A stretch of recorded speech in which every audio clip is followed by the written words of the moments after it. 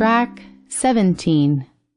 Natural disasters are the effects of hazards that occur in our environment.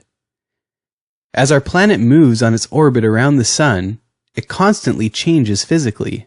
Shifts of tectonic plates below the Earth's surface, movements of ocean tides, and changes in weather patterns can all have potential risk to the environment and to us. These hazards can range from the strong, cyclical winds of a tornado blowing across a prairie, to the collapse of snow or rock of an avalanche down a mountainside, or a threatening sea wave of a tsunami rolling into shore. Natural hazards occur constantly around the world and are not always a threat. Disasters occur when these dangers meet vulnerability.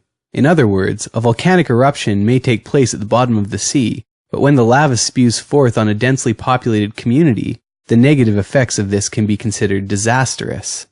An earthquake, then, is a hazard, but an earthquake that turns a city into rubble and leaves its population homeless is a disaster. Planning and forethought can lessen the potential damage from natural disasters. Evacuation planning, for example, is important in areas where tsunamis and volcanic eruptions are likely to occur. Knowing how to get people out of an area quickly and safely can be very beneficial. Water conservation strategies are valuable in areas where droughts happen frequently, and monitoring water levels is also important.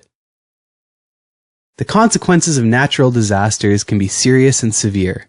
Not only can they cause physical damage to people and property, but in many cases, such as floods and tsunamis, can leave communities vulnerable to disease.